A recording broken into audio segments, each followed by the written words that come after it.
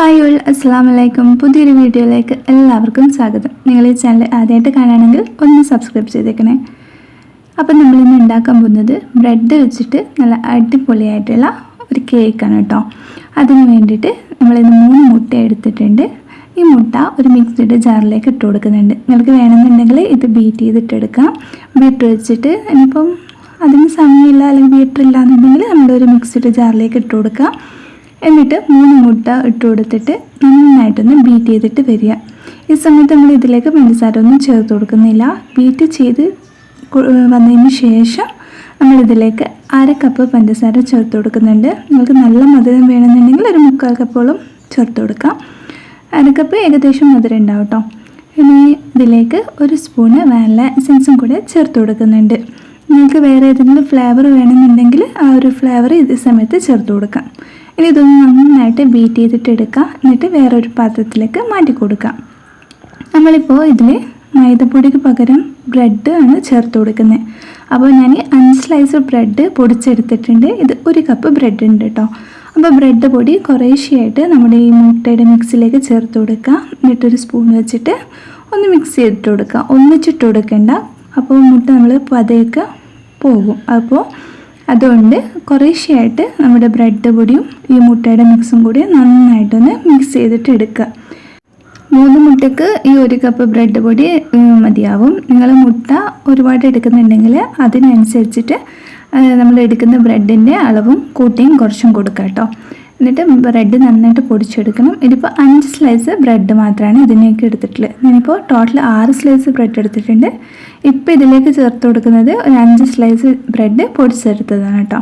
അപ്പോൾ നമ്മൾ ബ്രെഡ് പൊടിയും ഈ മുട്ടയുടെ മിക്സൊക്കെ നന്നായിട്ടൊന്ന് മിക്സായിട്ട് വന്നിട്ടുണ്ട്. ഇനി ഈ സമയത്ത് ഞാൻ ഇതിലേക്ക് ഒരു 2 സ്പൂണ് മൈദപ്പൊടി ചേർത്ത് കൊടുക്കുന്നുണ്ട്. നമ്മൾ നോർമലി മൈദമാവ് ചേർത്ത് കൊടുക്കുന്നുണ്ട്. നിങ്ങൾക്ക് വേണമെന്നുണ്ടെങ്കിൽ മൈദക്ക് പകരം ഗോതമ്പ് പൊടിയും ചേർത്ത് കൊടുക്കാം. ടേസ്റ്റിൽ ചെറിയൊരു ഡിഫറൻസ് വരുന്നേ ഉള്ളൂ, വേറെ കുഴപ്പമൊന്നും ഉണ്ടാവില്ല കേട്ടോ. അപ്പോൾ 2 സ്പൂണ് മൈദപ്പൊടിയും ഈ മുട്ടയുടെ മിക്സിൽ നന്നായിട്ടൊന്ന് മിക്സ് ചെയ്തിട്ടെടുക്കുക. ഇനി ഇതിലേക്ക് ഒരു 1/2 സ്പൂൺ ബേക്കിംഗ് സോഡയും 1 സ്പൂണ് വിനെഗറും കൂടി ചേർത്ത് കൊടുക്കുന്നുണ്ട്. പിന്നെ ഒരു സോസ് പാൻ എടുത്ത് അതിലേക്ക് കുറച്ച് ബട്ടർ ഒഴിച്ച് കൊടുത്ത് നന്നായിട്ടൊന്ന് മിക്സ് ചെയ്ത് എല്ലായിടത്തും ആക്കി കൊടുത്തതിന് ശേഷം ഇതിലേക്ക് നമ്മൾ എടുത്ത് വെച്ച ബാറ്റർ ഒഴിച്ച് കൊടുക്കുക. ഇനി ഇത് ഓവനിലാണ് വെക്കുന്നുണ്ടെങ്കിൽ പ്രീ ഹീറ്റ് ചെയ്ത് ഓവനിൽ നമ്മൾ നോർമലി ബേക്ക് ചെയ്തെടുക്കുന്ന പോലെ എടുക്കാം.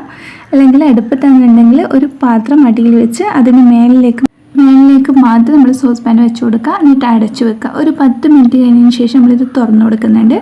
ഒരു ബ്രെഡ് നമ്മൾ നന്നായിട്ട് പൊടിച്ചെടുത്തിട്ടുണ്ട്. എന്നിട്ട് നമ്മൾ ഇതിൻ്റെ മേലേക്ക് കേക്കിൻ്റെ മേലേക്ക് ഈ ബ്രെഡിൻ്റെ പൊടിയും കൂടി ചേർത്ത് കൊടുക്കുക. എന്നിട്ട് ഒന്നുകൂടെ ഒന്ന് അടച്ചു വെക്കുക. 10 മിനിറ്റിന് മുൻപ് എന്തായാലും തുറന്ന് നോക്കരുത്. അപ്പോൾ കേക്ക് പൊങ്ങി വരില്ല, ഒരു താഴേക്ക് കുഞ്ഞു പോകും. അപ്പോൾ 10 മിനിറ്റ് കഴിഞ്ഞതിന് ശേഷം മാത്രം തുറന്ന് നോക്കുക കേട്ടോ. ഇതിപ്പോൾ ഒരു 25 മിനിറ്റായി നമ്മുടെ കേക്ക് കുത്തി നോക്കി നന്നായിട്ട് കേക്ക് വന്നിട്ടുണ്ട്. ഇനി ഇതൊരു പാത്രത്തിലേക്ക് മാറ്റി കൊടുക്കാം.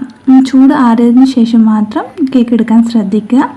അപ്പോൾ എല്ലാവരും ഒന്ന് ട്രൈ ചെയ്ത് നോക്കുക. നമ്മുടെ ടേസ്റ്റ് ആയിട്ടുള്ള കേക്ക് റെഡി ആയിട്ടുണ്ട്. നമ്മൾ കേക്ക് ഉണ്ടാക്കുമ്പോൾ പ്രത്യേകമായിട്ട് ശ്രദ്ധിക്കേണ്ട കാര്യം എന്ന് വെച്ചാൽ ഒരു 10 മിനിറ്റിന് മുമ്പ് നമ്മൾ എന്തായാലും കേക്ക് സോസ് പാനിലാണെങ്കിലും വേറെ ഏത് പാത്രത്തിലാണെങ്കിലും മൂടി തുറന്ന് നോക്കാൻ വേണ്ടി പാടില്ല കേട്ടോ. അങ്ങനെ ഇടയ്ക്കിടയ്ക്ക് തുറന്ന് നോക്കുമ്പോഴാണ് കേക്ക് കുഴിഞ്ഞു പോവുക, ഈ നടുഭാഗം ഒന്ന് കുഴിഞ്ഞു പോവുക, പൊങ്ങാതിരിക്കുക, അങ്ങനത്തെ പല പ്രശ്നങ്ങളും ഉണ്ടാകുന്നത് ഈ ഒരു കാരണം കൊണ്ടാണ് കേട്ടോ. നിങ്ങളുടെ അടുപ്പിൻ്റെ തീയും ഒക്കെ അനുസരിച്ചിട്ട് സമയത്തിൽ വ്യത്യാസം ഉണ്ടാവും. അപ്പോൾ ഒരു 10-15 മിനിറ്റ് ആയിട്ടാകുമ്പോൾ നമുക്കൊന്ന് ടെസ്റ്റ് ചെയ്ത് നോക്കാം. അപ്പോൾ കുഴപ്പമില്ല കേട്ടോ. ഞാനിപ്പോൾ ഇത് 20 മിനിറ്റോളം എടുത്തിട്ടുണ്ട്. എല്ലാവരും ഒന്ന് ട്രൈ ചെയ്ത് നോക്കാം.